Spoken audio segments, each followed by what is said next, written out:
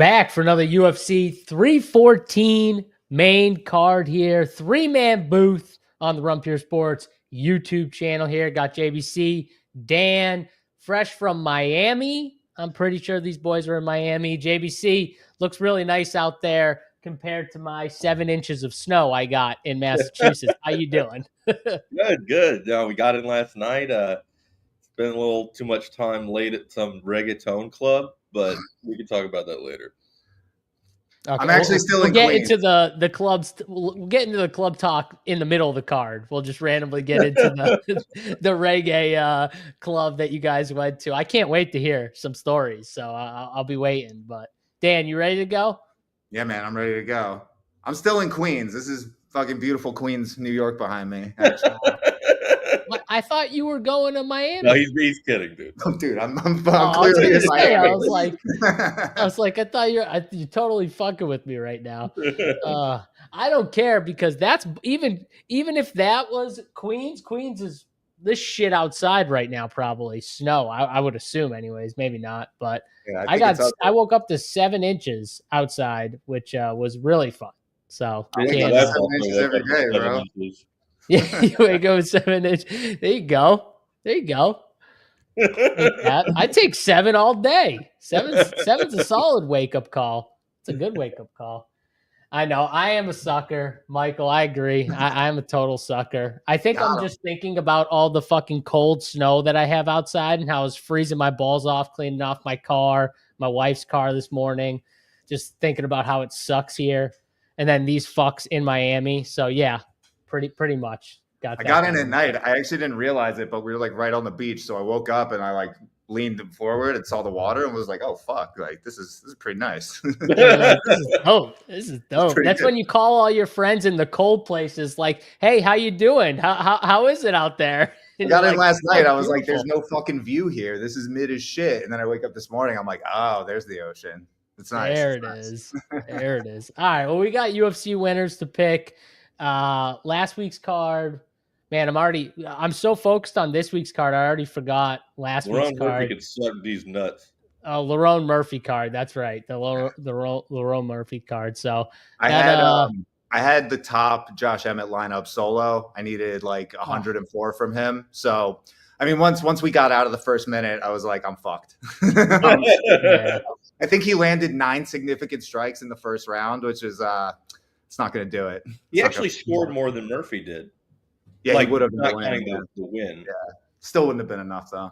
Yeah, I was shocked at all the wrestling he did early. I didn't see that much, or trying to do that much. I thought he could mix it in, but I didn't see that much wrestling. But it was a pretty good card though overall. I think a really good betting card for myself. My boy Pat Sabatini. Pat Sabatini as a dog is such a great thing. So that was my biggest bet of the weekend. Today.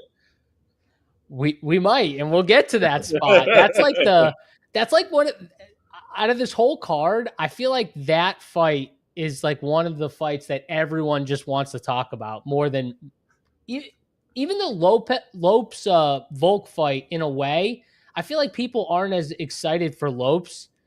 I think they're more excited for like Silva, Bryce Mitchell, because they know like violence could occur. They hate each other. Right? Yeah, like hate, which is great. I love it. I wish they all hated each other. I want violence. Yeah. So we'll see. We'll get to that fight. That's going to be awesome. 2 5-rounders on this card too. So we'll get to the strategy, what we're doing with the 5-round fights when it comes to DFS. Let's start. First fight on the card, women's division. We got Cornolle, Nora here, 8,600 on DraftKings versus Haley Cowan. Cowan sitting at 7,600. Cowan last time out lost a decision fight here. She's back after about a year, I think, away, maybe a little longer than that, close to a year. And she gets Nora Cornolle. I'm a big fan, actually. I think Nora Cornolle is a pretty solid fighter overall. She's got power for women. She's got some decent power. Her hole is definitely wrestling. She can be taken down. She has shown when she does get taken down, she can, reverse some positions. But if you get like a good wrestler on her, she can get stuck on her back at times. I just don't know if Cowan has that type of wrestling to control her. I think she will try to wrestle her. I just don't know if she has the control to keep her there. So could be good for DFS if we got like a bunch of takedowns. But JBC, what are you doing with this fight here, women's fight, first off, to kick off the card? I'm much more interested in Cornolle than Cowan for DFS, obviously, just because there's actual finishing upside there. So Cowan will probably be my lowest owned in that upper 7 range. As far as a bet, I mean, low level women's MMA, I'm always going to take a dog of that size. So I do like Cowan with the plus 164 on DK. But for DFS, it's all of the Cornolle side. Yeah, I'm with you. I want the Cornolle side. Dan, are you with us here on the Nora side? Yeah, I don't really have that much interest in playing Cowan. I think Cornolle wins pretty easily here, actually. I just think that Cornolle is a little bit expensive for what she like typically does offensively. I think she's probably relying on a finish of some kind, probably a knockout, because she like primarily likes to strike. So she rates out really well for me, obviously, because she's pretty low owned. But yeah, and I'm getting a lot of her on my first runs. I'm getting a lot of this fight on my first runs. I'm definitely going to pull back on that a little bit. But you know, man, women's MMA, the scoring is so wonky. The talent level is so low that like we could get 15 minutes of just shitty takedowns and scrambles and grappling. And before you know it, Nora Cornolle has like 120 fucking points in a decision.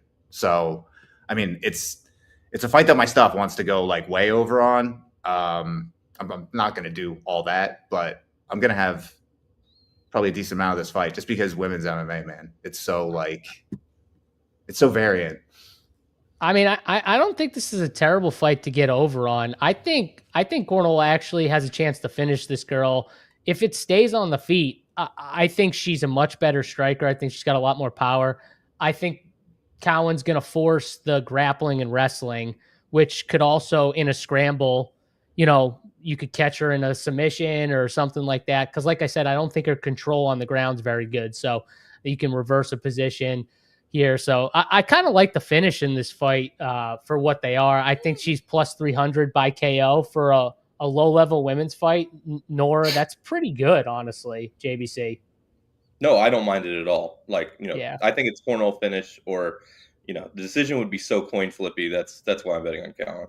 Yeah, I get it, because if it does go to decision, I could see it being a closer fight in that at that point. So, all right, what do you, in terms of DFS, Dan? What's the ownership coming in at on these two girls? I assume both are pretty low.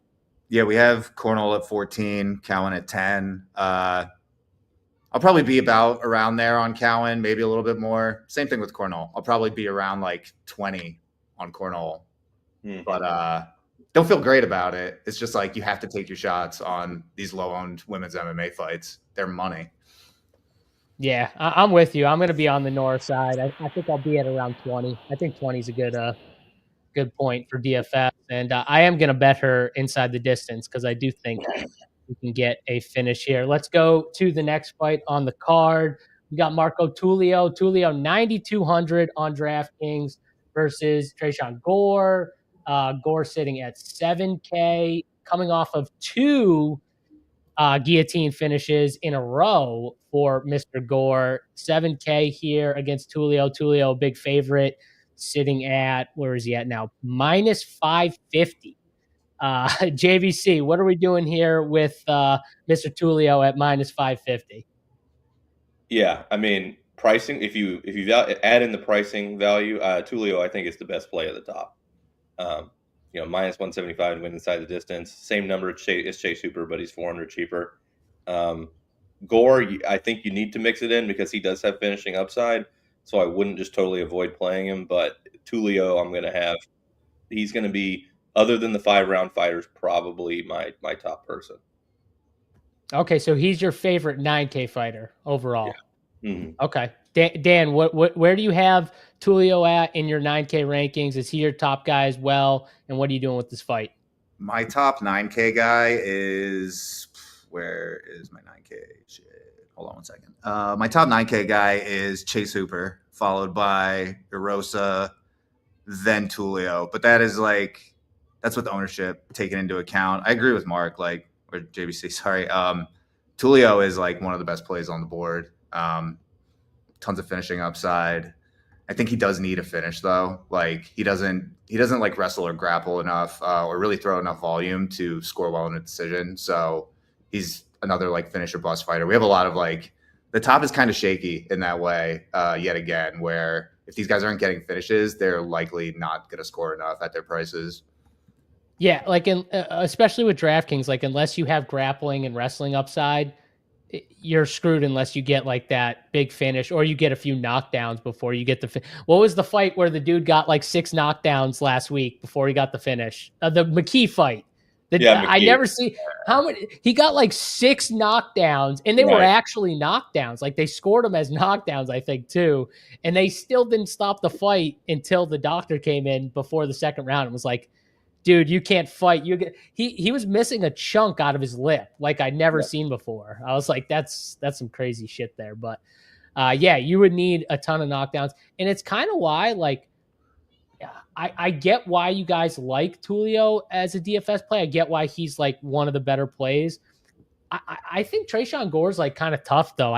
So if he could get a little wrestling or grappling going, or at least push him against the fence early and get inside, and this becomes like a second round finish as opposed to a first, then Tulio might not cover that salary if we could get like out of that first round. I think Gore might be tough enough to get out of that first round. So I'm probably going to be a little lower on Tulio. I might sprinkle in a little Gore. I don't think he's going to win because I think he would have to do that for at least 2 of those 3 rounds. I don't know if he can. But if he could wrestle or grapple for 2 rounds, JBC, 7K, in a decision, that might score okay if he somehow won. Yeah, I mean, I would like him a lot more if Bryce Mitchell wasn't right there. That's the thing down there. But yeah, no, I mean, I think Tresean Gore could finish the fight too. So, I don't hate him as a DFS play for upside down there. Like I certainly like him better than Elkins and Miller. But the only problem is Tulio isn't going to force wrestling and grappling. His other like these other guys that he fought the last 2 when he got the sub, they were like initiating wrestling and grappling with him, or he was like, they were playing that game and then he caught him. I think Tulio is going to like, if that happens, he's going to try and get away as quick as possible. Like get back to range and let's fight. Like, so that's the thing, but he could snatch up another neck here. Dan, what's the ownership coming in at with Tulio specifically? See Tulio, I have projected at 30%. That seems right. Yeah, that seems right. And then I've got Gore at 13, which also seems right.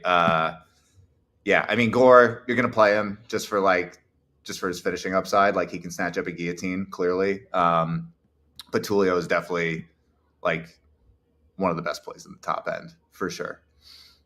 Got our girl Christine in the chat. Reggie's in the house. We're shipping tonight. You know it, Christine. Reggie's always around lurking. Santa, JVC, you gotta. Someone's gonna make a wish, and JVC's gonna grant it. Watch right away. No, just I was at the hotel bar for like all of 5 minutes after I got in before somebody told JVC that he looked like Jack Black. Dude, like, JVC does look like Jack Black. I was there for 5 minutes. Well, I saw a still from the Minecraft movie, and I was like, oh, he's practically trying to look like Jack Black with that fucking I don't have to try. I was going to say, I don't think he has to. Like, that's what he looks. He looks like Jack Black. Like, that's just, listen, when I get the certain haircut, I look like Habib. When JVC has his hair like this, he looks like Jack Black. Like, that's one of the guys with us is like a dead ringer for Canelo, and he like doesn't. Like he doesn't shy away from it. Like he wears gold chains and like act like he's like just fucking. He just leans into it. He leans into it. That's what you got to do sometimes. Just lean right in there. Yeah, I'm certain too that this is the first time he's heard it. Definitely not the first time that he's heard him being compared to Jack Black. But yeah, Jack Black in Miami for anyone. I'm sure people get confused sometimes. They might go up to JVC real quick and then be like, oh shit, you're not Jack Black. But I get asked for pictures a lot more than you would think. Dude, I'd believe it. You really do look like Jack Black. Like it's real. It was worse when I had the long hair. When I had the long hair, it was worse. When my dad was younger, he really looked like Steve Martin when like Steve Martin was at the height of his popularity on SNL and shit. And people would like take pictures with him all the time thinking he was Steve Martin. And he'd just be like, yeah, I'm Steve Martin. Yeah, you just lean right in there. If you say you're not, they don't believe you. Yeah. They're like, oh, Jack Black, let's say that. I like when people think I look like Khabib, because it's like, okay, perfect. No one's gonna fuck with me. They're just gonna leave me alone if they think I'm Khabib ever. So you're just gonna stay away from it. But all right, let's keep going here on this card. Next fight here, we got Sumudaerji, 8,900 for Sumudaerji, and Reposo, 7,300 for old Mitch. Second fight in the UFC, coming off of a loss to Andre Lima, which honestly aged pretty well, considering that Andre Lima looked really, really good in his last fight. So Reposo at 7,300. Kind of not a bad dog play here. And the line, I think, is moving a little in his favor. JBC, I don't know where the line's at right now, but I know earlier this morning I saw it. It was kind of moving towards the Reposo side. Where are you at with this fight? It's cratered pretty hard toward Reposo. He's plus 124 now, and down there at 7,300. I mean, it's a lot more. That's the play for DFS and for betting is Reposo.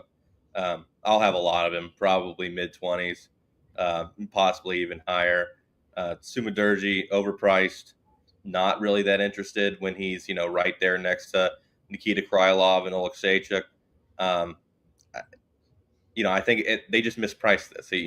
Sumudaerji should be 400 cheaper and Reposo should be 400 more expensive. So I'm all Reposo here. Yeah, Dan, I kind of felt like you guys were both going to be on Reposo with, how much the line has kind of moved in his favor. Are you leaning that way right now? Yeah, absolutely. Sumudaerji, he has he has negative wrestling and grappling. His defensive wrestling and grappling is maybe the worst in the division. It's truly terrible. And Reposo, he's been more willing to kind of just stand and strike lately. But if he's smart, he'll come in with a wrestling and grappling heavy game plan. And he's I think this inside the distance number is actually pretty wide, because if he gets Sumudaerji on the mat, it's probably a wrap. And I think he's got a really strong chance of submitting him. Yeah, it definitely seems like he has the wrestling upside. I will say, in Sumudaerji's last fight, he was at times out scrambling Charles Johnson. He had Charles Johnson in a choke and a little submission. At one point, he had him in an arm bar, which was really close, and Charles Johnson rolled out of it at the last minute, but that was really close. I'll say he's definitely improved, not stopping the takedown, but when they get to the ground, kind of getting more urgent about getting back to his feet, at least from what it looked like in the Charles Johnson fight. I thought the scrambling definitely improved. That also potentially just raises Reposo's ceiling, because if Sumudaerji can stay safe and get up, he's probably getting taken down a bunch in this matchup. He could get a bunch of takedowns. Yeah, that's a good point. I think this is a good fight for DFS, because Sumudaerji has power. He's hittable, though. It feels like in a lot of his fights, he hurts guys, but he also gets hurt a lot, too. So, I could see this being a back and forth fight and a fun one for DFS. So I was leaning the Sumudaerji side before I saw the line start to crater in Reposo's favor.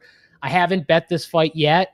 But I will say, coming into the day, I thought I was going to be on Sumudaerji. I might bet Reposo with this line, the way it's moving heavily towards his favor, because I can see the wrestling, him just wrestling him, and he's got good boxing on top of it. So it's not like he's lost on the feet as well. He doesn't need to wrestle. It's just his easiest path probably. But I'm not going to lie, I'm going to bet Sumudaerji by sub, just because the odds are crazy at 15-1, and I think he's going to have to grapple a lot in this fight. So I sprinkled the sub just because I do see a path to where they're grappling for a lot of the fight. If Sumudaerji has to grapple a lot, he's straight up losing. He's going to get his fucking. Well, he's going to get hurt.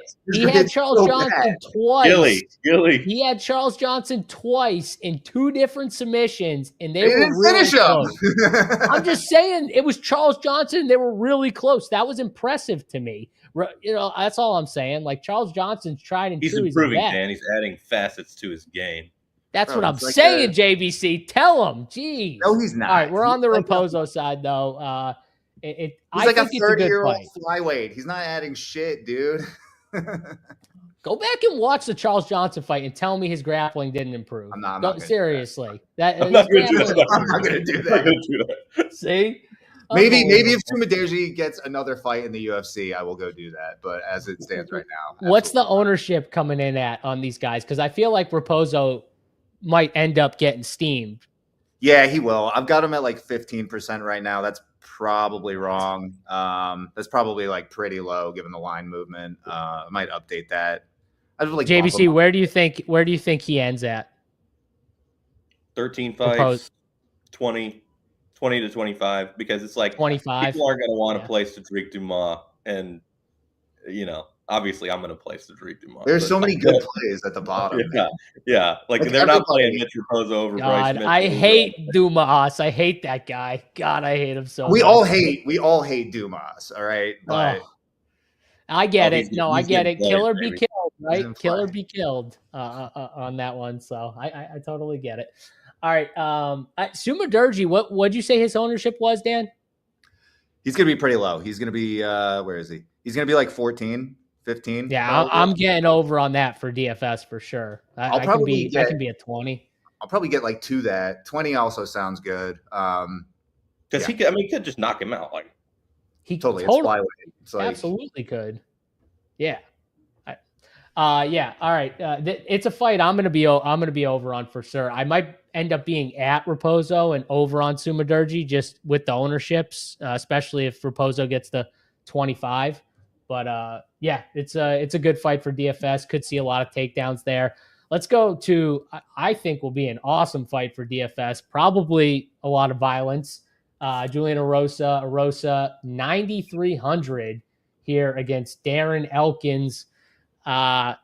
There's going to be damage in this fight. The damage, this fight is Darren Elkins' season to me. I'm betting Darren Elkins. He's plus, I think, 235 on DraftKings right now. He's 6,900 in DFS. He's one of my favorite dogs on the card. He's got wrestling. He's got grappling. It's perfect for DraftKings scoring. And I think, these guys are going to go out there trying to finish one another and put damage on each other. So great fight for DFS, and I'm going to be heavy on the Elkins side. JBC, where are you at here? Yeah, I'm definitely betting on Darren Elkins. 235 is super wide for a fight that I think just they go out there and swing and somebody's going to go down. So, like, obviously I'm taking that big of a dog in that scenario. I've got interest in both for DFS. Darren Elkins obviously has KO upside. Julian Arosa could easily knock Darren Elkins out very quickly. So I'll be playing both for DFS. So, but I like the Elkins side for a bet. Bro, that's not, I'm telling, book this. Arosa's jumping Gilly in the first minute.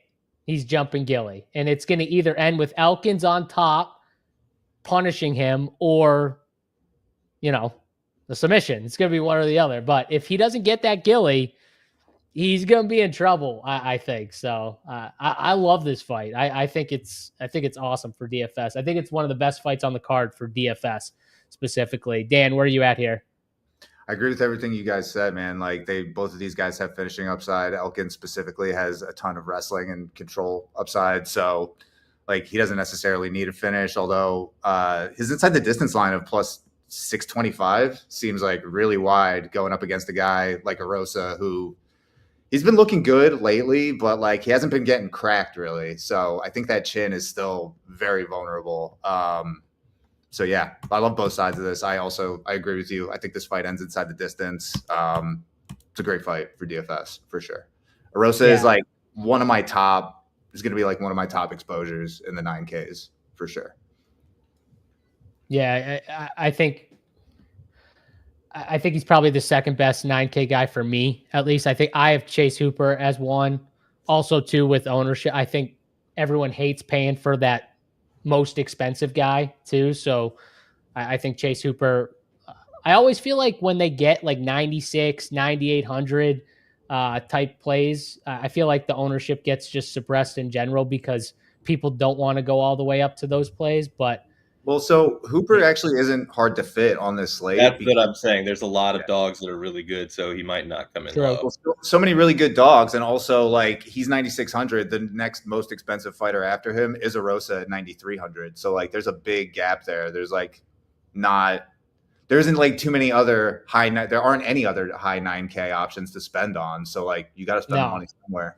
Yeah, no, it's him, Arosa, Tulio, I think. Like Hooper could be. I mean, Silva obviously has upside, but well, and also like with how boom or bust the top end is, it's like Hooper could score 110 and still be optimal on this slate.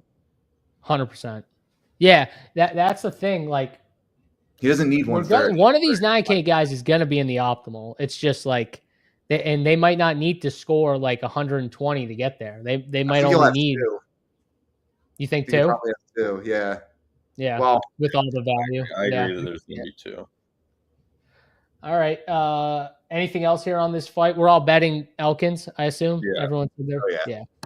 All right, let's do it. Love that. All three of us on Darren Elkins. It's a little plus 235. I think Dan said like over plus 600 inside the distance. If you want to get a little fun bet there. If you want to get extra spicy, round one. Dan's favorite bet is going to be first round Darren Elkins. I'm already feeling it. Like last time. Or me and JBC gave like 14-1. We gave like semi-normal bets, and then Dan's like, "Give me Josh Emmett for plus 1,000," and me and JBC were, "Oh shit, okay, plus 1,000." Guys, just we might need to give out the spicy ones. I do like the spicy ones; they are fun. Next fight here on the card, we've got Jim fucking Miller. Oh wait, 6,600. Yeah. One last bet. Boynton was in the chat earlier asking what the plus 3.5 is for today. I think it's Elkins plus 3.5 for plus 120. Okay. Yeah. I think he's got too much downside of getting knocked out. You don't think Jan is a good plus 3.5? Yeah, Jan. Well, I was gonna say, but the juice is probably high. Yeah, it's probably high. Minus 175. It's just shit. Yeah. What about Reposo? Wait, what about Reposo? Or Pitbull? Yeah. Pitbull's getting his ass handed to him. No. He's getting his ass handed to him. Pitbull is also minus 150. I was being a donk. I was looking for the plus money. Yeah. Well, and I guess plus shot. So Jim Miller could be a fucking plus 3.5. Was that? You think Jim Miller's? You think he's got a better chance than Elkins at winning a round? Yeah, kind of. I think Hooper's going to run Jim Miller over, dude. Man, you're an agent again. I think Chase Hooper's excited to get someone who's like also skilled on the ground. So like, I think he's hoping that like Jim Miller will mess with him on the ground so he can like show off that he's just way faster and better at this stage. But we'll see. Let's go to that fight here. Dan interrupted my great fucking Jim fucking Miller. Wait, hold on. You just straight skipped over the Cedric Dumas fight. Let's go back to that. Did I skip it? Oh, my bad. Oh, I did. It's probably because we brought it up and I didn't want to talk about his dumb ass, but you're right. My bad, JVC. Let's get to that fight because you wanted to talk about it. We got Dumas 7,200 versus Oleksiejczuk 9K. JVC, tell me why you want us to bet Dumas here. I mean, I think he's got the knockout power, and I think that plus 170 is a pretty fucking high number. And as for DFS, a plus 275 inside the distance number at 7,200, that's better than everybody else down there. Like, to me, Cedric Dumas is the best DFS play that below Chandler. Shit. So better than Reposo? Yeah. Wow. For sure. I think he's more likely to finish. I think he's like the second best play down there after Mitchell. Yeah. Mitchell has wrestling upside, so yeah. But yeah, no. Cedric Dumas is a great DFS play, and I'm going to bet him. Fuck it. Like, that's not to say I'm not going to take Oleksiejczuk a good amount because I think there's going to be a knockout, but I like Dumas down there. Yeah, I mean, my like Oleksiejczuk, his defensive wrestling and grappling is terrible, and Dumas's like grappling and wrestling isn't very good, but it at least exists. Unlike Oleksiejczuk's defense, Oleksiejczuk also like he's super dangerous in the first round. But once he gets out of the first round, he really tends to fade, and then he can be hurt and finished as well. So I really like Dumas here. He's not going to be owned. He's got a ton of finishing upside. People hate him. He's got. I mean, rightfully so. Yeah. But and that's also why we're probably going to get a bit of a discount on Bryce Mitchell, because people hate him now too. So, and people love. I don't think we're getting any kind of discount on Bryce Mitchell. No, after this line move. I think he comes in probably like 20 at most. I thought we were going to get a discount on Bryce Mitchell. I am fully now on the other side. Yeah, that's true. Yeah. No, I thought like this week, I was like, no one's going to want to play Bryce Mitchell. I can't wait to play Bryce Mitchell. Like, he's got a shot. And then I saw the line and I'm like, wait, what the hell? Why is it moving in his direction? It just keeps moving. Somebody's betting their life savings on Bryce Mitchell. Well, John Silva, it's like, I mean, we'll get there, but yeah. And there's a reason why. We'll get to that fight though, because I do think there is a good reason why. I think we saw an example of it, and we'll talk about it. But this fight here, the Dumas fight, you're right, JBC. I don't want to play him. Yeah, I think a lot of people feel kind of the way I feel, that he sucks. He's a shitty fighter. He's a shitty person. I don't want anything to do with him. And I hope Oleksiejczuk just knocks him out in the first minute or two of the fight, and that's the way it ends. But he does have wrestling upside. He'd probably be smart to use it, in this fight against Oleksiejczuk, who struggles in that area. And if he does, he could find a lot of success. So you're probably right. I should put him back in my pool. I wasn't going to play him. I should at least put him in the pool and get a little bit of him at the price tag. The price tag is really cheap. So, all right, DFS, he makes more sense as a play. You guys talked me into it. I'll play a little bit of him. Also, I'm not going to bet him, though. I don't trust him. I'm not betting him. I'll play a little in DFS. Dumas got finished by Ruzboyev last year, but that was after he got poked in the eye, really badly. Bullshit. Yeah, it was bullshit. And he was actually I'm not going to say he was winning, because we were there. I didn't watch it on TV, so it's a little different. But I was very low on Dumas in that spot, and I was fucking clenched. I was like, this motherfucker's about to ruin my night, because he was looking pretty decent. He looked like he was on his. The fight was even before he got poked in the eye. Yeah. I will say, I do think he's pretty fucking tough. I don't know if this fight finishes as quickly as people think it does. Dumas is a tough dude. So I don't think Oleksiejczuk's just going to go in there and knock him out quick. But if he doesn't knock him out quick, then he's going to gas in the later stages of the fight. That's why you guys are convincing me to play a little in DFS. I won't bet him because I just don't trust him at the end of the day. But I'll play some in DFS because you guys make a good point about it. And if I don't think he gets the quick. What? I don't trust any of these fuckers. Nah. Yeah, well, that's true, I guess. I trust Darren Elkins to fight for my money. He's either going to die in the cage or he's going to fight for my money. That's what I trust with Darren Elkins. I trust Darren Elkins to bleed a whole lot. Yeah. He might, cut himself before he even gets in the octagon. Yeah. Just the do old a wrestling sparring. move, the WWE. Yeah. Everyone in chat is stating do you remember the Sandman with the cane? Do you remember the Sandman, JVC? Yes. Smashing the I beer always can loved on his that head bit. until he starts bleeding. So good. It was one of the best bits. I loved it. All right. Now we can get to my boy Jim fucking Miller here at 6,600. Next fight on the card. Chase Hooper, 9,600. Most expensive fighter on the card. It's probably my favorite 9K guy overall. I do think the striking's improved with Chase Hooper. I think he showed it in his last fight. Drop dude. Jim Miller's going to go out there. He's going to swing. That's what Jim Miller does. He's not afraid. He's going to walk forward.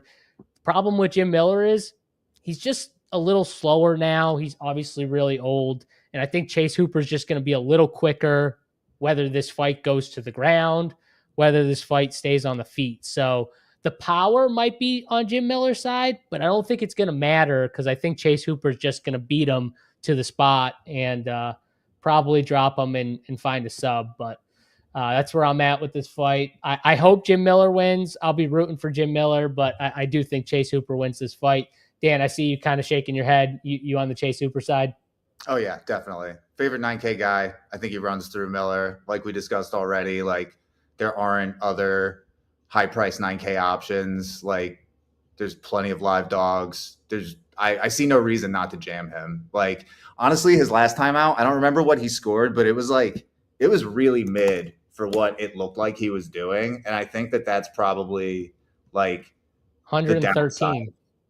113. Yeah. And that was like, that seemed poor for the way he absolutely fucking dominated that fight. I just chalk that up to like him running bad in that spot. Like, again, he doesn't need 130, but he's definitely got like 130 upside here. Like you said, man, Jim Miller is just, he's great, but he's fucking old, man. And he's definitely like slowed down. We watched him get like decimated by Bobby Green, just like on the feet, just absolutely fucking dog walked. And Hooper obviously isn't the same kind of striker that Green is, but like you said, he's been improving every single time we see him. And like, he seems to be improving by leaps and bounds every time we see him. Like I'm like I think Chase Hooper is going to be a big problem for a long time. Yeah. If his striking keeps improving at the rate that it looks like it is each fight, then he's going to be really, really fucking good, because the grappling is just crazy good. So he always has that to lean on. If you guys see Sully Broccoli fucking chilling. Yeah, I saw someone. I didn't know who it was. Just wearing a robe. Yeah. Heaters. Keep that thing on, Sully. No one needs to see that. What's under that, buddy? Keep that thing on. Nothing. He just fucking drops it and goes into the pool or whatever's back there. Just please keep it on. What's the ownership coming in at JBC here? What's the ownership like on this fight right here? I assume you think Chase is pretty high owned. Let me see. I got Chase at like 35. I got Miller at 12. Yeah, sounds about right. JBC, you on board with this fight, Chase Hooper? No, I've been on Jim Miller. I don't think, like you talked about him getting decimated by Bobby Green. No, Chase Hooper is not the striker that Bobby Green is. And I think that Jim Miller's defensive wrestling is enough that he's not going to get finished. And I don't see Chase Hooper having the power to finish him. And I think Chase Hooper ends up scoring about 70 or 80 or just flat loses. All right. A little hot take from JBC. I like it. I can get on board with a little hot take. I don't think he's right, but I always like a hot take there. So JBC, I just Chase Hooper tends to. I think that a lot of his opponents are so afraid of his wrestling ability that the striking opens up, kind of like how Habib works. And Jim Miller is not that guy. So I don't. He won't be afraid. I agree with you there. I don't think he's going to be afraid of the wrestling. So that'll mean his defensive striking will be better. I just don't see this being that wide of a difference, other than the age problem. But Chase Hooper doesn't have the power to put him out. I don't think. I picked too many other old guys. I don't know if he has the power to put him out, but do you think that he has enough striking to get to the wrestling? I feel like he does. And if he gets to the wrestling, we might get a lot of control time, because Jim Miller is going to grapple with him, which is what he wants. So, like, if Jim Miller isn't reversing positions or getting guillotines or whatever, which he's going to try and do, that's just Chase Hooper controlling him and trying to finish, maybe pounding him, with the strikes down on the mat. So I think that could score decent in a decision, because Jim Miller is going to play that game. 9,600, he's going to need to knock him out. Yeah, he's going to need the finish. I don't know about that. All right, we'll see. He could just fucking dominate. I think he's going to need to knock him out, because Marco Tulio is going to get 130. One of Oleksiejczuk or Krylov is going to get 130. Then you're looking at one of Arosa or Silva's getting 130. So how the fuck is Chase Hooper going to pay it off if all those guys nut? Like, you only need half of them to do it, and half. I don't think he's gonna knock him out, but I think he's gonna hurt him on the feet and then get to the grappling. And you don't think he can finish him? I definitely think his grappling is elite enough to finish Jim Miller at this stage. I think he needs a first round finish to pay off 9,600, because there's too many other, like, for sure knockout fights that are there. Yeah, but those aren't actually for sure. Like we said before, like the whole 9K range is shaky, because all those guys are 50-50. So you would think, okay, so Julian Arosa plus 110, Marco Tulio minus 175, Gene Silva minus 105, Oleksiejczuk plus 110, Nikita Krylov plus 110 or plus 120. Then you're looking at Sumudaerji, Yair, Cornolle, all in the 240 range. So like you only need two, maybe three of those to score higher than Chase Hooper for him to be completely fucked. And I think that's going to happen. Yeah, but Chase Hooper might have the highest ceiling of all the guys at the top you just said, because he has one thing that most of those people don't, which is he has the wrestling and grappling upside. And on DraftKings, if it's a decision thing where he just slop, like just fucking mogs him for 3 rounds, like, yeah, maybe. But I don't think that's going to happen to Jim Miller either. He doesn't strike like Bobby Green. No, I just think he's slower now. He's so much slower. He throws bombs, but just like a plodding. Even the Jackson fight where he got the guillotine, he wasn't like dominating the fight before he got the guillotine. He was struggling a little on the feet, and then he got that guillotine. That's not happening to Hooper. I don't think it's going to happen to Hooper. I think Hooper's going to be able to find a way to finish him, but we'll see. I guess if Miller is as dusty as you're saying, then if Hooper gets a knockout in like a minute 30, I don't think that's enough. No, it won't be. Yeah, probably not. But when not for the optimal, but I would take 105. Yeah, if you're or playing whatever. A cash lab, I'm trying to win. That's true. That's true. I agree with Dan though. You could pull Coles, I think, in all these 9K guys. So you're just saying that you hope that Jim Miller's defensive wrestling keeps him alive for 3 rounds. Yes. And that I'm not playing Jim Miller in DFS like hardly at all, but yeah. I think he has enough in him to keep Chase Hooper from being optimal. And you bet Jim Miller, right? You're betting Jim Miller? Yeah. 525 is a huge line. It is a big line for sure. So, like the odds that Jim Miller could do something on the ground. Chat is very much against you on this Jim Miller. It's shocking that the chat, everyone is going to be against him. He's a minus 1,000 favorite. Yeah, thanks. I know the guy that's minus 750 is a better fighter. Yes, exactly. I agree with you that the chat is all against me. Listen, that's the reason I make so much money off this shit and you don't. There you go. Fair point. You go, right there. I mean, just give it to him. That's fine. Chat gives it to JBC. JBC gives it right back. JBC wins. That's what you want.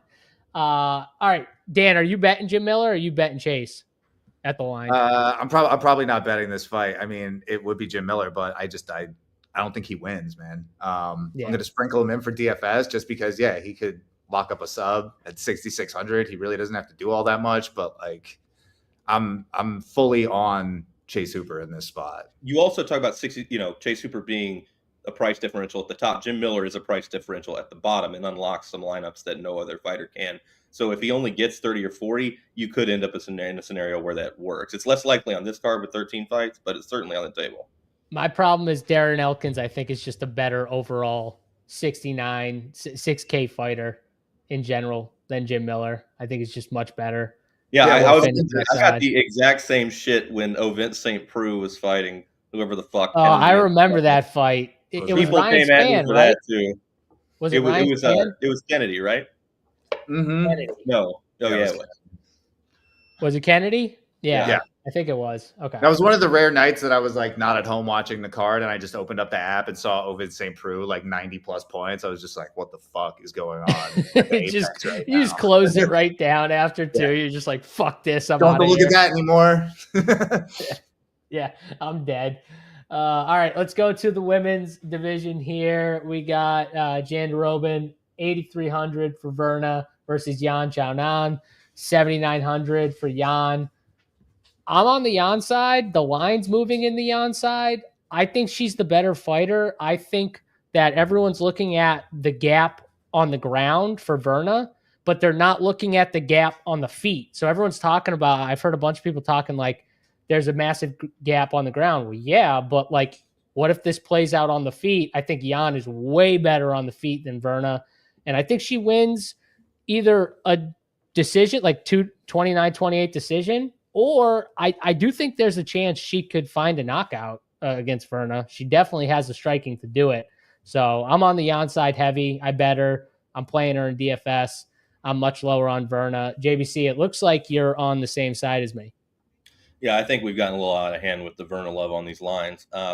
Jan Zhao is far more skilled than Verna, and plus 215 to finish seems fucking insane for Verna. Getting like minus 245 on Verna not to finish seems like free money. Yeah, I mean, I'm not as interested in Jan for DFS, but as far as a bet, like I'm absolutely betting on Jan. Yep, same side. Dan, where are you at with this fight? Yeah, I mean, I picked Verna. Verna is obviously the better DFS play. She's got all the grappling and wrestling upside. She's got better finishing upside. Jan, absolutely. If she can keep it standing and keep Verna at distance, like Verna is pretty, I'm not going to say helpless on the feet, but like she's pretty void there. She doesn't really have much striking at all. So, I could definitely envision Jan, point fighting her way to a decision win, but that's not going to score on DraftKings at all. So I have pretty limited interest in Jan outside of sprinkle her in if she can find a knockout on the feet, which when there's like that big of a skill discrepancy is definitely on the table. But Jandiroba, like she's super dangerous on the ground. She will like relentlessly pursue takedowns trying to get it to the mat. And Jan, like we've seen her absolutely bullied by the better grapplers and wrestlers in the division. And Verna also, she tends to really excel in these matchups against primary strikers like Jan. So I like Verna a lot here. I don't know how much I'm going to be able to get to her because I'm jamming the 5-round fight so hard. But I think she wins. I think she's obviously the better DFS option. And I think, we all saw Jan kind of neutralize Zhang Weili, and we're thinking she can't against Verna. We saw her neutralize. And Weili's got much more striking than Verna. Verna. Jan Zhao was winning that fight for like 20 minutes. Against Zhang Weili, she was up 2-1. She's way better. Like, I think people think she's good. This is definitely a live betting spot, even if she got controlled for 1 round, because I don't think Verna's going to be able to do that for 3 rounds. Like, you think she's going to just control her like Pat Sabatini? I see people in the chat. It's going to be like Sabatini. You think she's going to control Yan Jiaonan like that? I don't think so. I think she's going to use her footwork. She's going to move around the cage. She's going to hit and move. Joe Anderson Brito was jumping guillotine when he'd go in for takedowns. Jan's not going to do that dumb shit. She's not going to go for submissions. It's not going to be as easy as you think. Dude, at what point was Yan Jianan winning this fight against Zhang Weili? Like, he was minus 200 in the middle of the fight. I thought she was winning it. She won the 3rd round. I'm telling you, she was minus 200. Dude, in the middle of the fight. I was so heavy on Weili, and I was clenching the shit out of myself. I hardly remember. I was clenching the shit out of myself during that fight. I was so worried. Yeah, she was losing. Yeah. No, I remember being worried. So I'm with JBC here. Dan's on the other side. That's surprising. Normally, Dan and JBC are linked up. There's a few of these fights where Dan and JBC are headbutting each other right now. So I like it. One later. Oh, good. There's more. Dan's got some dumbass takes later. JBC speaking facts now. See, there we go. Chat's back on JBC's side a little bit. I like that. Full circle here. Hard pass to Raul Rosas Jr. fighting a girl tonight. The Verna comments are Verna's handsome. If Raul Rosas Jr. linked up with Verna, that would be. Dude, AJ said Verna's handsome. I'm dying. A lot of people liking Verna's looks. Shout out to Verna. All right. What's the ownership on this fight, Dan? Let me see. I have so many fucking windows open. And now my shit's not loading. All right. Verna, I got her at 25%. I got Jan at 14. So that seems right to me. Sounds right. Feel like we would get a lot more ownership on Verna if it wasn't for the fact that she's priced right by the 5-round fights. But yeah, that's where we're at. Yeah, line's moving. It seems like the line's moving more and more on the Jan side, but we'll see as we get closer to the fight. Let's go to the next fight on the card. 50K, Dan Ige, plus 180 on DraftKings. Here, 7,700 for DFS versus Sean Woodson, sitting at minus 218 on DK Sportsbook. And He is 8,500 on DraftKings for DFS here. I think this fight is a simple breakdown. If Dan Ige cannot get inside of Sean Woodson and find a way to, not stay at, length and just get boxed to shit, he can win the fight. He can hurt him. But if he can't get inside, he's going to get destroyed probably for 3 rounds. I think Dan Ige can, though. I think Dan Ige is good enough. He knows he can't sit at range and just box with Sean Woodson. He knows what he has to do. He's going to move forward, try and get him up against the cage. And I think Dan Ige can win a decision. I don't know if he puts him out, but these are tough guys. I'm going to go with Dan Ige here at plus 180. I think that's a good line for Dan Ige. For DFS, I'm dog or pass. I'm probably not going to play Sean Woodson at 8,500, but you can make the case the volume could be there. Dan, where are you at with this fight? Yeah, I pretty much agree with you. Like Sean Woodson, in my initial runs, I'm getting practically none, and it's because all he does is strike. Like, he's a former boxer. He just wants to box from range, and he's really good at it. He's super lanky. He's super long. So, if you could fight in a way where you could just stay on the outside and touch your opponent up, why the fuck wouldn't you? But I think I'm going to make a case for Woodson. I think he might have some sneaky wrestling upside here because he has been using takedowns a little bit more in his recent fights. And Ige, he can be taken down pretty easily. He's really hard to control, but he can be taken down. So it's super, super thin at 85. I'm trying to think of reasons to play Sean Woodson at really low ownership at 8,500. And I think the sneaky wrestling upside is part of it because his inside the distance number is 575, which is terrible. Dan Ige is super durable. So I don't see Woodson finding a finish here. Why is Woodson wrestling Ige though? What do you mean? Why would he even want to be in close with Ige? He's got a massive reach advantage, massive height. If anything, Ige would be the one wrestling him, I feel like. What I'm saying is it's super thin, right? I'm saying this is one of the few, if I'm trying to justify playing Sean Woodson at really low ownership, you got to justify it. He could maybe take him down or something like that. Yeah. I don't think it's going to happen, but it's kind of the only thing I can really tell myself at the moment to want to play Sean Woodson. I can't see it unless Dan Ige is the one initiating and he's reversing the position and getting him down from there, which could happen. That could happen. So, JBC, I saw you kind of shaking your head. I don't know what you were shaking your head at. I don't know if you saw me doing the fist bump thing. I wasn't happy with that. But no, that wasn't what I was thinking about. Did you see the comment? Did you see the comment? Yes, I did. Oh, okay. I was like, I'm all in on Rory, by the way, for the Millie. So that's why I was doing the fist pumps and everything like that. Yeah, I think most of my better teams are Scheffler. Okay. But no, I don't see Ige being able to get in on Sean Woodson. I think Sean Woodson's defensive wrestling is good enough to hold up, and he'll stay at range and point fight and win and score 60. I bet on Sean Woodson by decision. I think this is pretty cut and dry. He's too much taller than him. Dude, did you see the pictures of those two guys? It's like you fighting Dan. Dude, it's literally looks like me and Big T standing next to each other, like fucking ginormous 6'5", and then me standing down here, and his arms. Dan might be taller than Big T.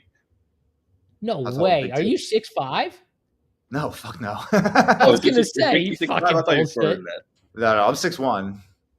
Yeah, Dan, what? No way your reach is as long as Sean Woodson.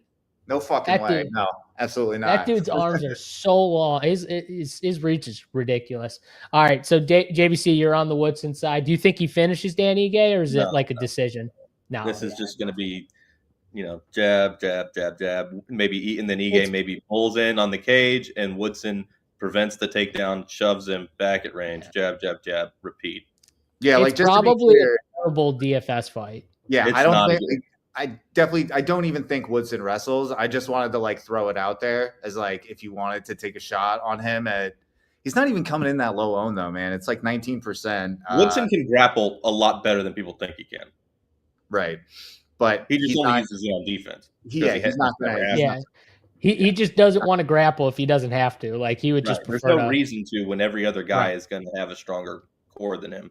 I think this So has the one thing I will say is Ige is tough. He's going to try and get inside on Sean Woodson. He's not just going to stand there and let Sean Woodson box his head off. Like he's going to at least move forward. He will. He's a tough dude. He will fight for your money. Fighters. He will. Said. Yeah, he will fight for your money, 100%. That's why that's kind of why I'm betting him. Was like plus 180. I'm not betting the Woodson size. Like, give me Dan Ige. If it's a decision, he probably does lose, but like he'll at least go out there and try. This is the 3.5 that they were looking for. Yeah, good call. I like that. The 3.5. I like that call. All right, bad DFS fight. We all kind of agree there. Let's go to the next fight on the card. Nikita Krylov. Krylov coming off of, I think, almost like 2 years out of the cage. Last fight was against Ryan Spann. 8,800 for Krylov versus Dominic Reyes. I feel like one of the more like favorite dog bets on the card is Dominic Reyes. 7,400 coming off of 200 plus performances in DFS. Two KO finishes, Dustin Jacoby and Anthony Smith. But the Anthony Smith one, it was like fighting a dude that wasn't even there. So I don't know how much stock you want to put in that. I'm not putting that much into it. I think this will be the tell if Dominic Reyes is like actually back, if he comes out there and just puts out Krylov. I've got Krylov in this spot. I think someone gets finished. I think it's a good DFS fight, but I'm a little higher on Krylov. JBC, where are you at? I think it's coin flippy. I mean, I think they're both elite DFS plays. But in a coin flip fight, I'm always taking the dog, so I've been on Reyes. And Reyes 300 inside the distance is a good number. So yeah, I'll have a ton of this fight in DFS on both sides. Obviously, we haven't seen Krylov in a long time, but his upside is infinite. So I really like them both. Yeah, and he's going to move forward, which is just going to create a lot of havoc. I think I bet this fight to finish by KO. I think it was plus 120 on DraftKings Sportsbook, something like that. The only thing, I think the only way you lose that is if Krylov subs him. That's the only. Yeah, I was a little worried with that, but the amount of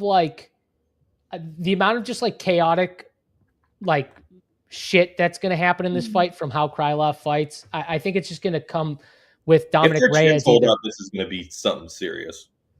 If their chins hold up, I think Krylov is going to. I'm saying it's going to be wild. It's going to be like Yuri and Reyes was, which was fucking nuts. Yeah. Someone's got to go out in this fight. That's the way I lose, JBC, I think, is if their chins somehow hold up and it's a decision or something. I would be so pissed. Dan, where are you at with this fight here? You on the Reyes side or the Krylov side? Yeah, man, look, someone's going to die. Krylov is 1,400 more expensive and is going to be like a third more owned. So, like, I don't see how I don't go over on Dominic Reyes here.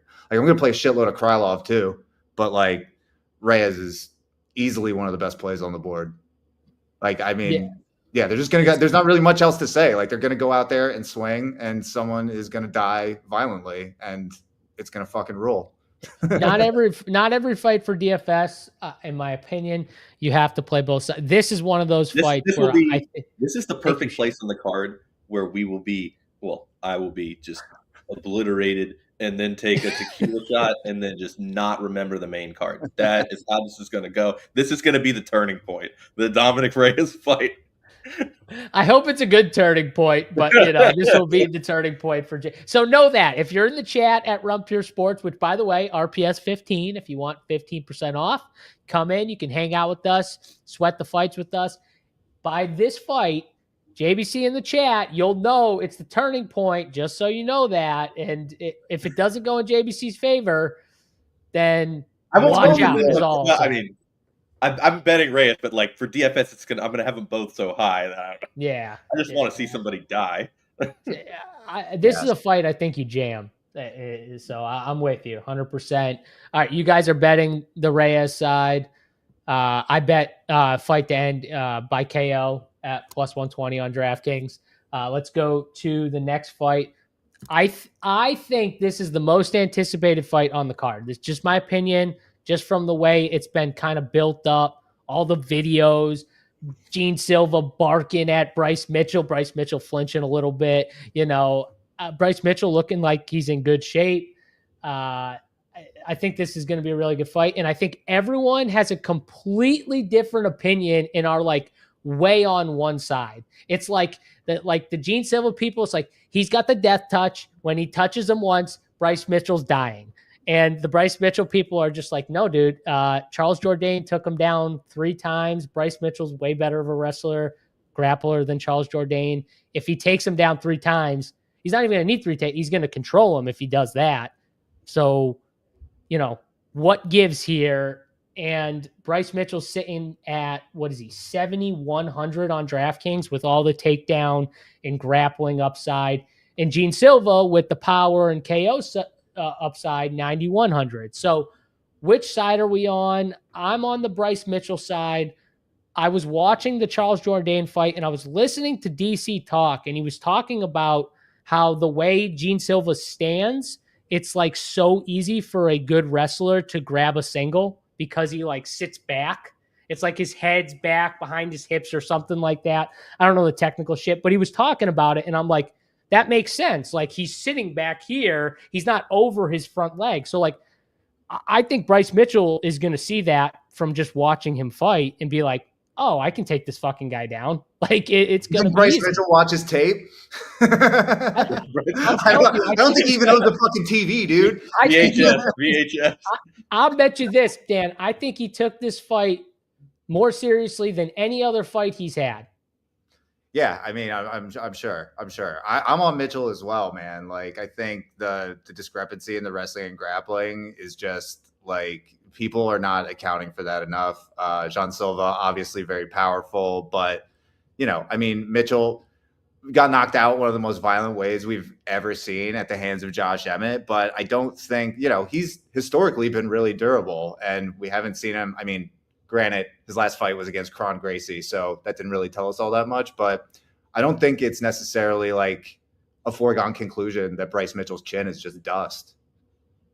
So, like, I don't know how that comment. That's a great comment. I think he's way undervalued here, Bryce Mitchell, and I think Silva is way overvalued. Now, I'm probably going to be coming in pretty light on Silva because if he doesn't get an early finish, like, again, he doesn't wrestle or grapple. He doesn't throw a lot of volume. So, like, in this 9K range with all the finishing upside, like, a 90 probably isn't going to do it. And that's what you're looking at if this gets into the second round. So, especially if Mitchell is able to get him down early, like, you could have a scenario where Silva knocks him out early, but he spends the first round or two on his back. So, and that's not going to score for shit. So, I think Mitchell is by far, I think he's going to win. I think he's by far the better DFS play.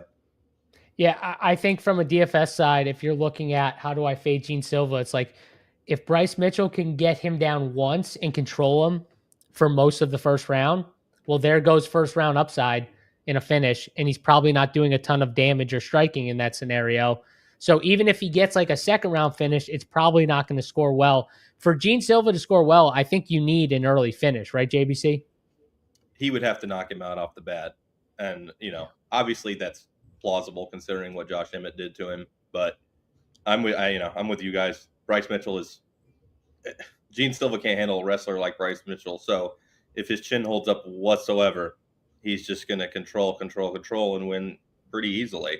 So I didn't understand why the line opened up so high and people are betting Bryce Mitchell like we already know he fucking won.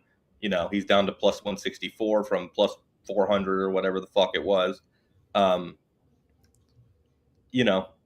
Bryce Mitchell had so much hype and then he gets knocked out once and everybody thinks he sucks. Money must be flying in on Bryce Mitchell. We got the Hitler apologist discount on Bryce Mitchell this week. Yeah, we're getting the Hitler apologist discount on Bryce Mitchell.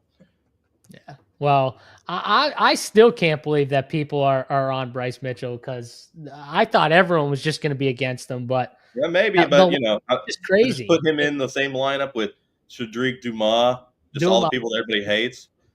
Nikita Krylov, who traded away from Ukraine to Russia. Like just put in all the villain build. Yeah, JVC's gonna have one of these builds. Watch, he's gonna put it in the high stakes like just for fun. Anti-political build. Yeah, the heel build. So even the chat likes it. Lock of the century. Bryce is the lock of the century. Easy money. And then you got some people. Silva's gonna knock him out. People laughing, thinking Bryce can stand with Silva. I do think it's funny that like whatever side you're on, you're like completely on the other side. Like everyone, wrestler versus grappler always, or sorry, wrestler versus striker, wrestler always wins. Yeah, that's how it's been. It's like the striking isn't enough to keep like a high level wrestler off of you, and if you don't have the wrestling like to counteract it, like you're just not going to get up. Like it's I've backed enough strikers over wrestlers at this point. he just has to watch that fucking uppercut because Silva's uppercut is dangerous, like really fucking dangerous, and I'm sure he's going to be trying to land that fucking thing when Bryce Mitchell shoots in. So you just got to watch that uppercut. This is another instance where like it is because the nature of the matchup is so binary. Like it basically is a coin flip fight. So like you're going to like take the plus money in a coin flip fight. Still on a coin flippy fight. Yeah. That's the exact same way I felt about Sabatini. I'm like, so if he doesn't knock Sabatini out and he just controls him, I win. Like I'm fading a knockout. Okay. Like I'll take it. Like it's fine. And everyone was like, Sabatini was chinned. He was chinned by the guy who's fighting for the title now. And Bryce Mitchell was chinned by the guy, Josh Emmett. Josh Emmett's got all the power in the world. Like, what are we talking about? It's not like he was chinned by someone with no power, no finishing upside. Like, he's chinned by someone good. I don't know why we knock people for that. Like, I get it if they got chinned by someone who wasn't good. I totally get that. Doesn't make sense when once it starts happening repeatedly too. Like that's when it like really becomes a problem. It's like one time. Like the Volk thing though, it's like we'll talk about Volk. I don't even put like he lost to Topuria and Islam.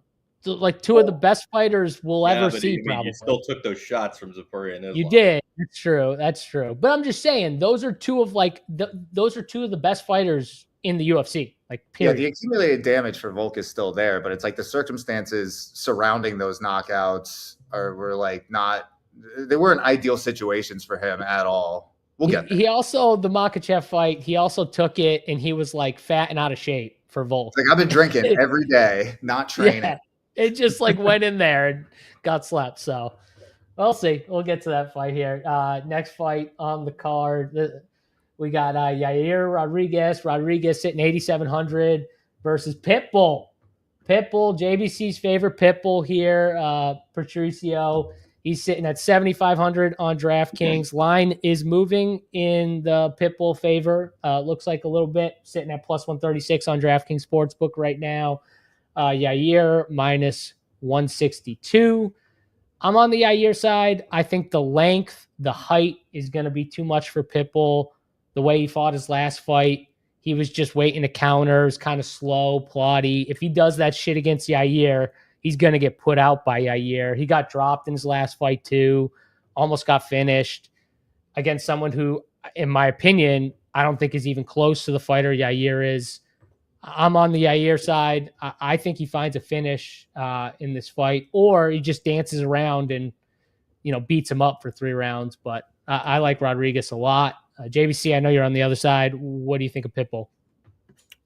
Yeah, I mean, we've seen Yair get his ass beat by shorter men before. I mean, the Volkanovski fight, he got fucking torched.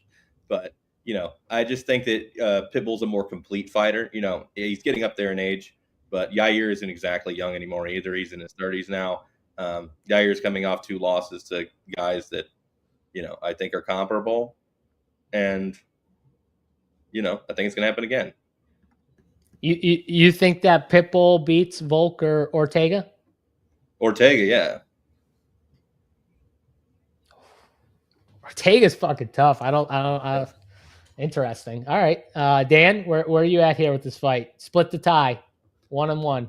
Yeah, I'm on Yair, and it's mainly just like youth, speed, physicality advantage. I think they're going to stand and strike pretty much, but I can see the Pitbull, like the best argument to me for the Pitbull side is that he's got some wrestling and grappling, and Yair's like defensive wrestling and grappling has looked pretty horrible. He got taken down by Volk like 7 times when they fought. So I could definitely see Pitbull, if he decides to lean into his wrestling and grappling, being able to pull off like a similar thing to that. And obviously that would smash, especially at his price. So I'm more interested in Pitbull here, mainly because of the price. But Yair, he's really dangerous on the feet. So it's totally not out of the question that he can like hurt and put Pitbull away. I'm probably not going to be super heavy on this fight because I do think it probably goes the distance, and it's mainly going to be like a striking battle, which probably won't score well enough. But yeah, I'm going to take my shots on Pitbull. I'll be lower on Yair for sure. What's the ownership coming in at, Dan? See, Yair I got at 22 and Pitbull at 16. All right. I'll definitely be over 16 on Pitbull. Yeah. Yeah, I get that. I'm probably going to be over on Yair. I think Yair is going to finish him, so I'm going to be a little heavier on Yair. I think Yair wins, but I'm really heavy on Pitbull. He was so close to getting Ortega out of there. He was so fucking close. It's just Ortega. That's happened to Ortega a lot, though, where he's like almost dead and then he wins. He's just one of those guys. Like you literally got to put him. He's got the chin, yeah. He like Volkanovski put him in a coma, and he still almost subbed him in the 3rd round. Ortega. It's crazy. Yeah, you're right. Some people just have that insane toughness, but got that dog in him. Not that dog. You want that dog for DFS. I was like good dog. When is Ortega going to take a fight at 155? I thought he was moving up. I don't see anything for him.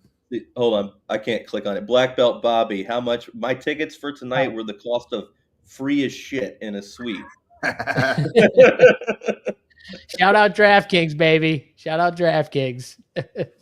Shout out. That's all. It's always shout out the other site. That's when you guys just roll with it.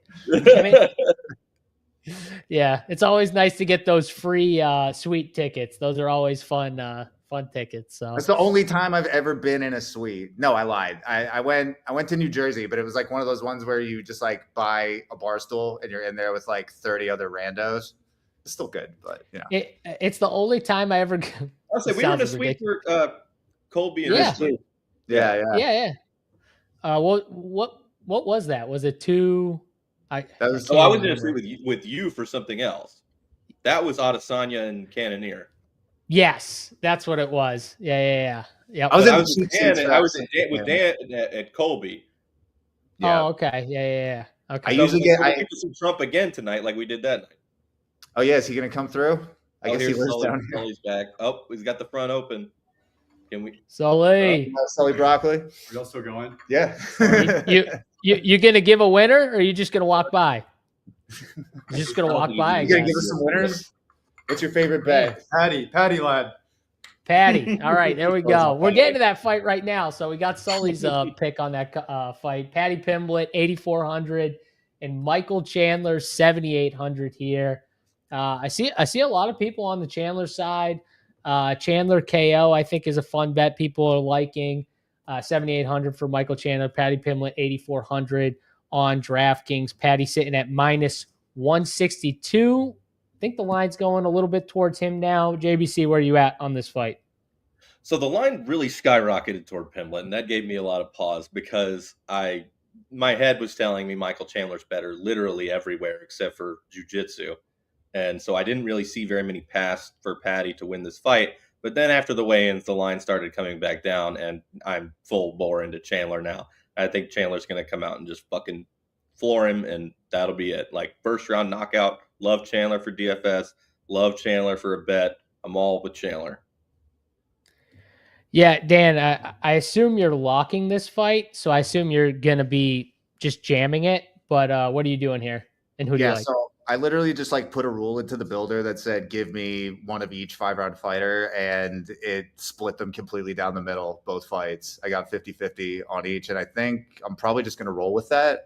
Although I do think, for the same reasons JVC said, like, I think Chandler has the advantage everywhere, just about striking, wrestling. maybe not the jujitsu, but one of the biggest sticking points for me is like the cardio discrepancy. It's like Chandler can just go and go and go. Pimblett can't. He tends to fade like once you get later into the fight. He's never been in a 5-round fight. So I think Pimblett he's pretty much going to be sub or bust to win. And Michael Chandler just went 5 rounds with Charles Oliveira. He got his fucking ass kicked, but he stayed alive. So didn't get subbed, yeah. Yeah, he didn't get subbed. And Oliveira was on his back for the majority of the fight. I guess you could argue he wasn't necessarily trying to finish the fight all that much, but I don't know. I think Chandler is the play here. I feel like he was trying to control him for a lot of that fight, personally. Maybe there's a reason why he was just trying to do that, but I think I will say if Patty gets on, if Patty gets on Michael Chandler's back, I think Patty thinks his jiu-jitsu is at a high enough level where he's going to go for a finish. That's the only way forward to me. Yeah, that's the only way you can win.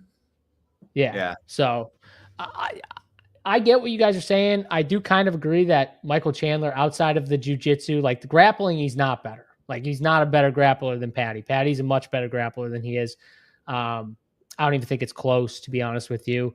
But he does seem to have an advantage almost everywhere else. There's just something about Michael Chandler I don't love. Like he is a tough dude. He will fight for your money. Even when he's like losing, he'll still go out there and swing and give it a shot. I feel like Patty's going to end up winning this fight. I think I agree he needs to finish him to win the fight. So I took him by finish. I'm going to say he does find the sub, but it's not a fight that I feel very confident in. I do like that Sully's on my side, though. You know, coming in, the Sully effect is making me feel. Patty because he's a Scouser that cheers for Liverpool. That's all right. That's all right. And he likes the dance. He likes the Patty dance too, I'm sure.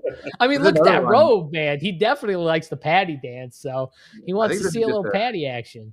This is just a great fight. Like I'm really looking forward to this fight. Oh yeah, this is the fight I'm looking forward to the most. Yeah, like I've got my leans, but like I genuinely have no fucking idea what's gonna happen. But I know it's gonna be entertaining. I think the reason that the line moved toward Patty is 100% just because Chandler's old. But Chandler also took like multiple years off. Chandler's in great shape too. Yeah, like I'm not worried about Chandler's age. Again, he just went 5 rounds with Charles Oliveira. Like he got his ass beat, but he was there. He got dominated but yeah, he did go 5 rounds. So all right. He stayed alive long enough to cheat his fucking ass off and punch him in the back of the head. Hey, if you're not cheating, you're not trying, man. If you're not cheating, you're not trying. Taylor is really good at cheating. He's really good at cheating. Yo, and I will say though, no punishment for cheating. So like, you love a guy. I'm sure Patty's gonna tell whoever's reffing this fight, like, "Hey, listen, watch out for the bullshit." Yeah, and the ref is gonna be like, understand a goddamn word he says. The ref will give. JVC, are you splitting the ownership? Are you locking this fight, or what are you doing for DFS? And I'll have it it'll be pretty down the middle, but I'll be leaning toward Chandler. Same. Yeah, this 5-round fight, I'm probably gonna be split. For DFS, I might be slightly heavier on the Patty side just because I think he wins. The next fight, I'm going to take a stand, though. I'm going to jam one side just because I don't have 150. So I'm going to jam one side of the last fight. But this fight, I'm going to be probably split on the fight. So that's Chandler and Pimblett, 2-1 there. The boys are on Chandler. I'm on Patty. Let's go to the main fight on the card. Diego Lopes, or Lopez, however you want to say it. 8K on DraftKings, sitting plus 130 against Alexander Volkanovski. Volkanovski sitting at 8,200 for DFS. And I think like minus 155, the line did move in his favor earlier today. Might have moved a little bit more too. Yeah, minus 162 now on DK Sportsbook. JVC, I know you're on Volk, I assume, and the line's moving in your favor right now. It must make you feel a little better. Yeah. No, I mean, Volkanovski is better everywhere. I'm not even sure he has less power. Lopez's only shot is a one-punch knockout right at the beginning. Other than that, he's going to get fucking mauled. He's getting a title shot because he's entertaining, not necessarily because he has done what needs to be done, because it's like Evloev beat him and isn't getting a title shot when he hasn't lost. So that, I just don't think Lopez is very good. And you know what? I've lost. He's cost me a lot of money with that opinion, but fuck him. I'm betting on Volkanovski, and I'm going with Volkanovski again because Lopez is not that good. I've been on the opposite side for pretty much all his fights, so I could say that he's helped me win money on most of the fights. But my other issue is that I've been on Volk a lot too. So this is definitely one of those fights where I was really going back and forth on it. Dan, where'd you land on this fight? Yeah, I've been fading Lopez. I've been backing Volkanovski, so I'm getting ready to move to a nice cozy spot under a bridge. But I'm going to continue. I'm going to continue backing Volkanovski and fading Lopez here. Yeah, like Volk is just better everywhere, and I think where you're really going to see it is in the wrestling, because like Volk, he can wrestle in volume. He's a great wrestler. I mean, he's great everywhere, right? But Lopez, his takedown defense is like pretty suspect, but he also just like is happy to pull guard and hunt for subs off of his back. So like, even if he can stay safe in that scenario, like he's just going to be losing minutes. And it's like JBC said, like he's fully just reliant on an early finish to win. Because I think he also has like some suspect cardio as well. So if this gets into the later rounds, like Volk is just going to absolutely take over. And I could see like a 3rd, 4th, 5th round finish from Volk. Also, Volk is 5-0 with me in attendance. This will be the 6th time I've seen him. Didn't know that. That might be a game changer. The problem is 2-0 with me in attendance. So. We've seen 2-0 is not as good as 5-0, Dan. 2-0 is not as good as 5-0. So JBC wins there. But I will just say, I think that Diego Lopez wins this fight. I don't know why I keep calling him Lopes. I think it's because I'm still confused if his name is actually Diego Lopez or if it's Lopes. But that's okay. Well, it's funny. You pronounce it Lopes like it ends with an S, but you wrote Lopez with a Z in the playbook. Did I write it? You're all fucked up. See, he just really throws me for a loop. This fucking guy. But either way, I know, right? Dan, sometimes the easy ones are the hardest for me. That's what it is sometimes. But I think if this guy gets into a technical fight with Volk, he's going to lose. Like if he just lets Volk just leg kick him to death, take down, and just kind of sit on the outside and move around, he's going to lose that fight. He's not going to win that fight.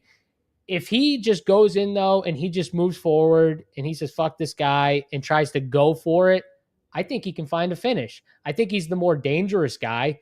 Whether it goes grappling, he's very dangerous grappling. He's got great offensive grappling. And he's got power. He's shown his power. He's dropped a bunch of really good fighters.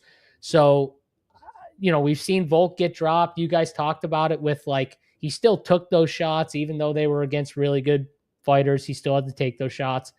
And I'm going to bank that Lopez finds that shot that puts Volk out here. I think he's the more dangerous guy. And that's what I'm banking on here. But if Volk wins a 5-round decision and just, does it with a mix of takedowns and kind of like movement and kind of just moves around the cage, uses his footwork and outpoints him, I wouldn't be shocked. Like that's not shocking to me. I'm taking my shot with Lopez. I think he's the champion. I think he's going to do it. I really think he's good. And I think he's all around good. The way he fucking threw Pat Sabatini to the side and just like pounded his head in. He's got some really impressive wins, even though he did lose to Mozart. I think a lot of people will lose to Evloev just getting held down like that. But, that's neither here nor there. I don't think Volk's going to do – he might actually do that. That's probably his path, to be honest, if he stays safe in the grappling and wrestles them. Leg kicks, man. Well, and the leg kicks. Are brutal. His leg kicks are brutal, for sure. I think Lopez is just going to walk right through it and try and put him out. But we'll see. Good fight for DFS, 8K, 8,200. Whoever you're on, you should be pushing those guys in because the winner of this fight is optimal, for sure, in my opinion. So, love it. JBC, anything else with this fight before we go to the pick six? Nope. I think I covered it all. I mean, I'm just heavy on Volkanovski. Is one side, Dan, is one side like heavier in the ownership? Is Volk going to be like higher owned? Let me see. What do we got here? No, they're pretty even. Volk's going to be like 45, 50. Lopez is going to be like 40s. So that might be a little low for Lopez just because I know like he's pretty popular. So I wouldn't be surprised to see him like push 50. It's probably going to be pretty split. Everything I've listened to or read or all week long, people have been very split on this main event. And it's basically like, Volk either is the Volkanovski that we all kind of know and remember, or you think Lopez just flattens him in round one. All right. I will just remind people last week, if you did play the pick six, we got absolutely screwed. We went 5-6. And Dan, do you remember who the fighter was that got like 38 significant strikes and we had under 36.5? Oh, I remember. It was Mearshart. Mearshart. Yes. Yeah. And in the third round with like 2 minutes left, he had like 26. And I was like, oh my God, we're going to win this thing. We're going to win it. And then somehow he like got just over it at the end. I was so pissed. But, when the fight ended, we were looking at ESPN stats and we thought we had it by like one strike. And then they updated and we were like, fuck. Fuck, one of those stupid little punches gave him a significant strike. I was like, I swear to God, I saw maybe like 25 significant strikes, maybe. But they gave him the 38. So that's all right. We'll go for 6-6 here. Let's do the same thing. Let's pick 6 and we'll go around the room here, boys. So JBC, you want to start us off? Start with Dan. I'm loading up the page. Okay. Dan? I'm looking at takedowns right now. Let me see where we got Chase Hooper with 1.5 takedowns. Let me see what his line for that is. Let's see. Do they not have takedowns? I see takedowns. Yeah, I see. Well, what is he at? No, I mean like I'm looking on this book to see if I can get a line. Hooper's 1.5. Yeah. I would say I'd probably think over that. Because Miller probably gets up at least once. So you want to go over 1.5 takedowns for Chase Hooper? Yeah, let's do that. All right. I will go with, let's see here. Where's my guy? Did I skip him?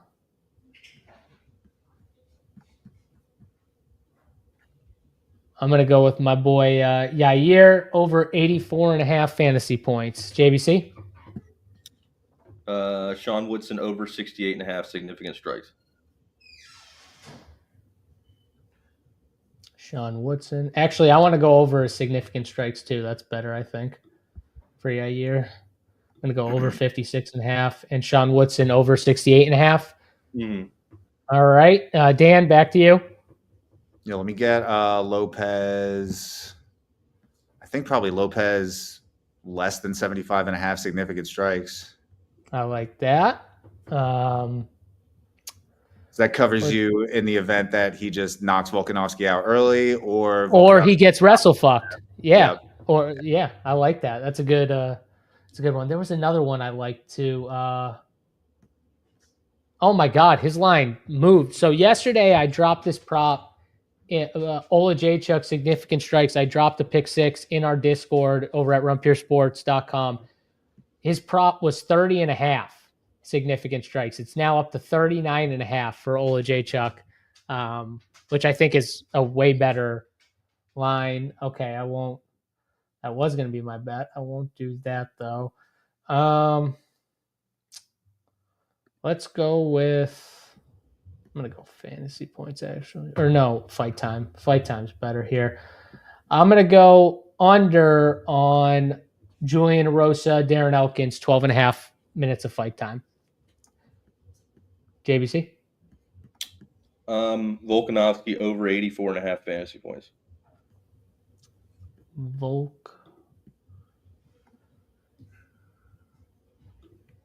Okay, Volkanovski over 84.5 fantasy points. That is all 6 right there. We got them loaded up. And then just get this down here. Put $100 on it. This will be my Volk hedge right here. 100 to win at least 15x or more. depending on what happens. But we got Chase Hooper over 1.5 takedowns, Shad Woodson over 68.5 significant strikes, Julian Arosa fight time less than 12.5 minutes, Yair Rodriguez over 56.5 significant strikes, Diego Lopez under 75.5 significant strikes, and Volkanovski over 84.5 fantasy points. That is the DK Pick 6, hashtag DK Partner. Check DraftKings Pick 6 out for UFC and all other sports. All right, boys, let's go to the last part of the show where we pick our winners. Best bets on the card here. Any bet you want. Dan, I'll start with you. We got a rebound after the Josh Emmett. Yeah, Darren Elkins inside the distance plus 600. I'm fucking with you. No, Volkanovski, dude. I'm gonna have a ton on Volkanovski tonight. And I knew that was gonna be JBC's pick, so I wanted to fuck him over. All right. All right, JVC, I'll give you a second in case that was your pick, and I'm gonna go with Jan Schaunow money line plus 114 on DraftKings. Gave out my boy Pat Sabatini as a dog plus 180 last time out. Going back to another slight dog though, but that's all right. Jan to get the job done plus 114 over on DK Sportsbook. JBC, finish us off. Best bet on the card. Cedric Dumas inside the distance plus 275. Yes. No, I gotta bet Cedric. No, I gotta bet Cedric Dumas now. Damn it. That's a briefcase bet. I'm parlaying all of our bets, so now I've got to do a parlay with fucking Dumas and Volkanovski because of these guys. This will be my straight hedge here with my bets. So we've got Cedric Dumas inside the distance for JBC. Dan's going with Volk money line, and I got Jan Schaunow money line plus 114. Those are the best bets. Check us out over at runpuresports.com. We got all of the core plays, the playbook. We'll be in the Discord if you guys have any questions. Sign up, use that code RPS15, and hit the like button on the video. Hope you guys enjoyed this free show. We'll be back same time, same place next week. Until then, good luck in your MMA contest. For JBC, Dan, and myself, JSU. We'll see you guys next time. We're out of here. Peace.